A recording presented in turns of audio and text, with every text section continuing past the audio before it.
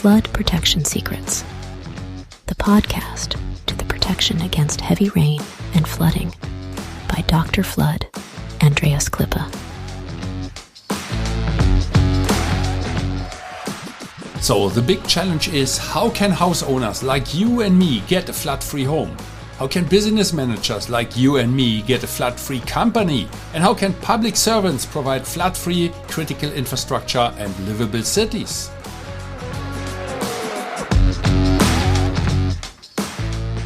Flood Protection Secrets, the podcast by Dr. Flood, Andreas Klippe. This podcast is for foresighted and proactive people who do not want to shovel the muddy water out of their room while standing in the midst of the disaster.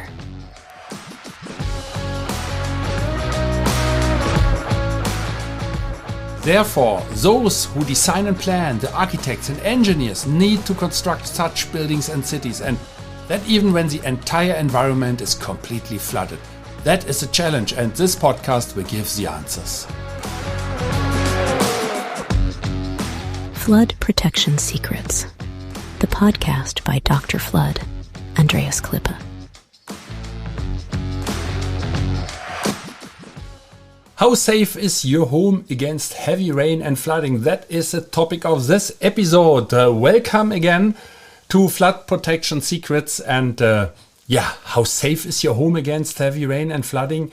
This is the essential question because it's about our family. It's about I have to reduce my volume here a little bit. So it's about our inventory and all the belongings in our home and at our house. And very often people say family comes first. Of course, family comes first.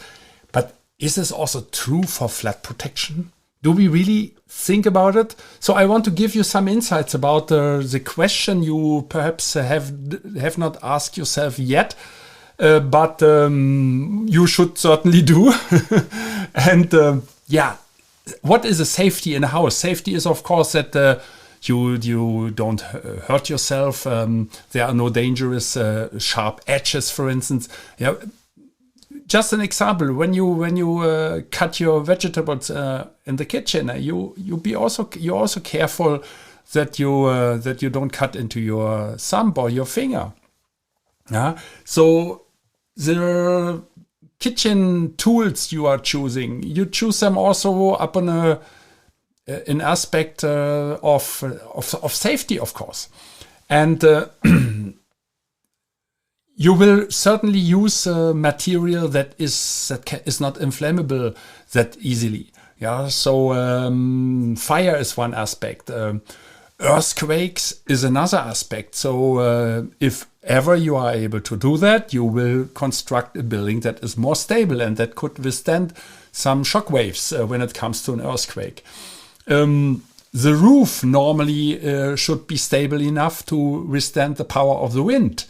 And of course, you insert windows in your building that the rain cannot get inside. And of course, when it comes to colder temperatures, that you are not freezing inside your home. So you protect your building already. But what when it comes to climate change? And we all know that the impact of climate change is getting worse and worse. And that news from all over the world reach us almost every day. So from all continents, from America, from Australia, Africa, Europe, Asia, of course. So, but we have not go to that far that we think only about climate change. Simple heavy rain and flooding is enough. Whether it is a result of climate change or not, at the end, nobody cares. Because what is important is the safety of your family, the safety of your inventory, the safety of your house, of your home. And that brings me to the next question. What shall be protected? And there are three elements when it comes to a home that is a house itself, that is a garage, and that is the garden. Normally these three elements are part of a house. And let's talk about the house first. Of course, the first thing are the people. That is a family. That is wife and husband, the children, perhaps the grandparents or the grandchildren, perhaps the great-grandchildren.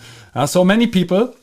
And of course included are also the friends and nieces and nephews.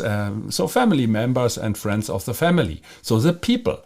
And when these people are at the ground floor and this house is completely flooded and there's no way to go upstairs or on the roof or to the second floor, then they face serious problems. So the next what will be damaged when flood is hitting a house is of course a whole inventory you have. I will not run through all the inventory like sofa, the couch and the refrigerator and the TV and the computer and the music instruments for the kids. You know very well what you have in your house. And if you listen to this podcast while you are at home, just look around a little bit and then you will see all the things you bought in your life, during your life, and you spent all your hard-earned money for that already. So all this inventory is under danger because once the house will be flooded, you can be sure that you will lose almost everything. The things will swim through the windows, the broken windows and the doors to the garden, to the street, and you can say bye-bye to them, and then you have to replace them. That was a house. The garage is the next that includes cars, 1 car, 2 cars, 3 cars. Some people have more than 3 cars. Bicycles. When I was a kid, bicycles were relatively cheap. That was not really expensive. But today, nowadays, I got mad recently when I went to a bicycle shop in Germany. I wanted to buy a bicycle, and then the salesperson told me something about 1,500 euros and 3,500 euros. I said, no, I don't want to buy a motorbike. I want to buy a bicycle. So all these e-bikes are terribly expensive. That has a high value. And the same is true, of course, for golf players, for the golf clubs. That has a high value. And you can imagine when golf clubs are taken by a wave, coming from the street because of heavy rain, they will all be, you cannot use them anymore. So what else do we have in the garage? Tools, a lawnmower. In Germany we all have, so that's mandatory.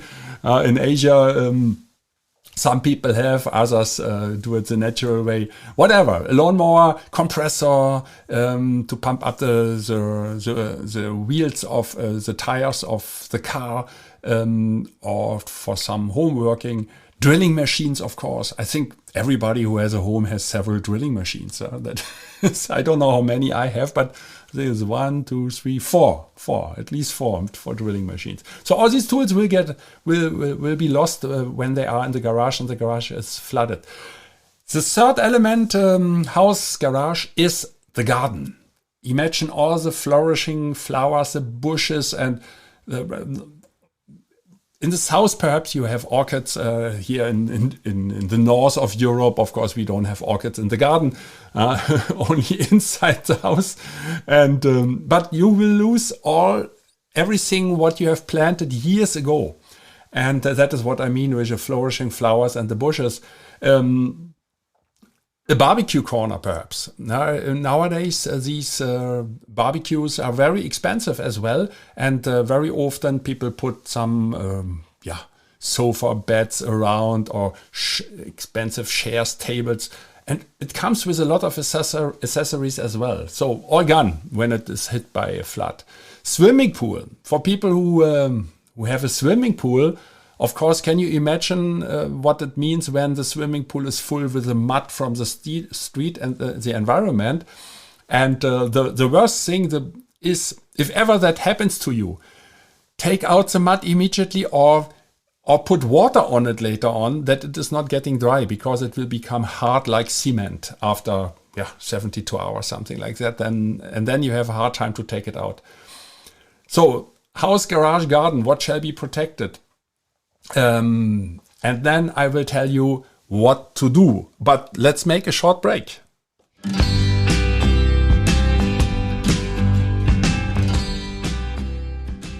Flood Protection Secrets, the podcast to the protection against heavy rain and flooding, by Dr. Flood, Andreas Klippe.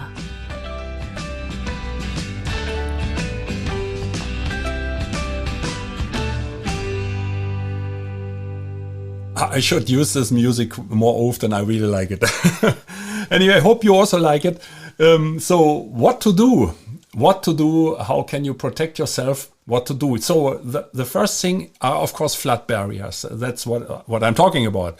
The topic of this podcast is flood protection secrets, and it's about flood barriers, of course. So, but there are so many flood barriers on the market, and the question is, which is the best technology, the right one that fits exactly to your needs? That is what you have to check out. Are these portable barriers? Portable barriers are demountable flood barriers or mobile flood barriers. Second are flood doors, flood gates. The third are automatic systems, and the fourth category are permanent systems like glass walls. That is perhaps less important for a private house.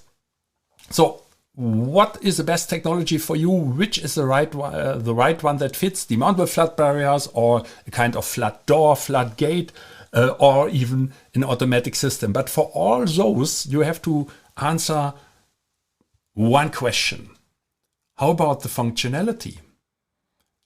And are you sure that the barriers will do the job? How about the leak rates? Every barrier has a kind of leak rate.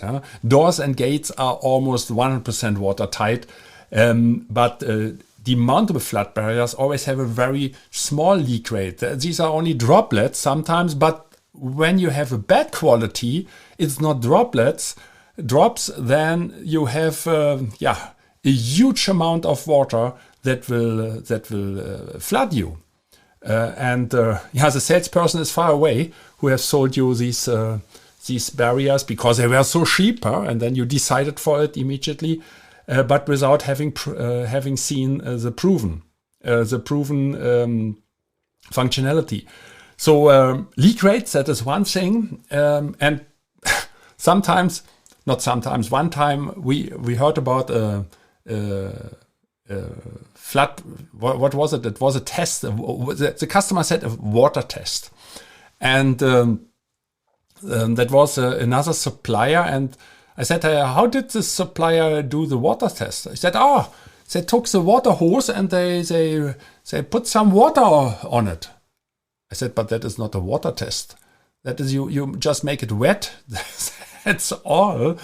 That is like a wet surface. Of course it will work because there's no water pressure. Water pressure comes when you have enough rain up to the ankles, or let's say up to the knees or up to the hips. So 1 meter perhaps, 1 meter. Then you have already a serious water pressure. And do you remember water pressure that you have experienced in your life? I think almost everybody was swimming one time, and then when you were diving a little bit, or even more than a little bit, you could feel the pain in your ears. That is due to the water pressure. And it is the same whether you swim in a swimming pool or in the ocean. The water pressure is the same. It depends only on the height of the water, only on the height. That means the higher the water is, and the higher the water pressure is. And the more the sealing system at the bottom of the barriers has to work, the better it must be designed. And the weak points are at the side channels and at the bottom, at the base seal area. And that is where the music plays. And that is what can only be proven when you apply a serious water column. That means the height of water. So this test should be done in front of you, and that you know there are no leak rates when it comes to the worst. Impact of floating debris, that is another point. When it comes to a disaster, there are a lot of elements swimming in the street, and this impact, of course, will also have an impact on your flood barriers. So they should be tested for that. The demountable flood barriers we are promoting, this RS technology, for instance, has and unharm technology for automatic systems that has fulfilled all these tests by FM Global, that is the American insurance company for not only for flood protection, for industrial buildings and commercial buildings based in the US. And they made this test and there was no problem regarding the leak rates, because once there is an impact, the barrier should still work and the leak rates should not be out of the range. Very important thing. So stability is very important. Yeah? The thickness of the aluminium. I mean, if you have two barriers and one costs half of it, ask for the thickness of the barriers. The thickness of the barriers and the thickness of the metal sheet. The metal itself, the aluminium. Now, how many millimeters thick is it? That is a very important question. And that makes a difference later on. So if you buy it very cheap, it can be that it will not do the job at the end of the day. And the moment you have a floating debris, all your barriers are destroyed and you will get flooded. So your expenses were really expenses because you did not get anything in exchange for it. How easy is it to operate? How easy can you install barriers? How easy can you operate a flood door, a flood gate, or an automatic system? How easy is it to maintain? What do you have to do? One tip for everybody is whenever you install flood barriers and they are in use, that means there is a flooding situation, for instance, then later clean them carefully, check everything. Is there any damage? Any damage with at the ceiling side? So at the vertical and horizontal seals, that should be checked. And are all threads working for compression clamps or for bolts and bolts for middle supports, for instance, or back braces, that the barriers will work properly the next time. Yeah, the lifespan is a very important aspect as well. If you treat them with care and the quality is well done, I always say then the barriers are good for 100 years. Ask for a hydrostatic test. I mentioned that already. We call it our rubber duck test. We let the rubber duck swim at the end of the test on top of the water basin. So a hydrostatic test is very important, and that is the only test that will really give you an answer about the leak rates. And the last aspect is the price has only one time to be paid. You only pay once. But the safety of your family inventory is for a lifetime. That means you must be sure what you are purchasing. I explained that very well, the different quality about the thickness of the aluminium, the thickness of the barrier, and also the quality of the sealing system. Leak rates, impact when it comes to floating debris. So I always say, and that is the end of this episode. If you want to gamble, go to the casino. A serious flood protection supplier does not play with the safety of the customers.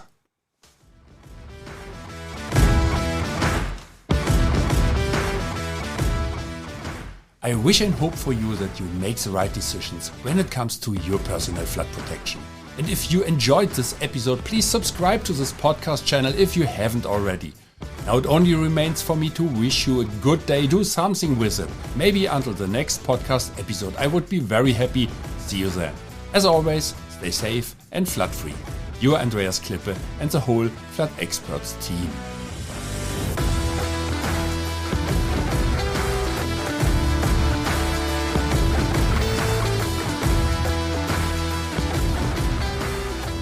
That's it again with a new episode of Flood Protection Secrets, the podcast by Dr. Flood Andreas Klippe, German engineer, book author, and head of the Flood Experts.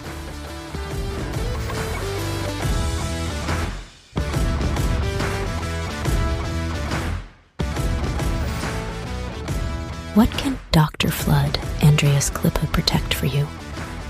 Anytime, worldwide. Contact us or just click through to www.thefloodexperts.de/bonus. Detailed engineering, German quality, safe. Flood protection secrets. The secrets you'll want to unfold. Don't forget, you're only one flood barrier away. Subscribe to the season, and you'll never be late for an episode.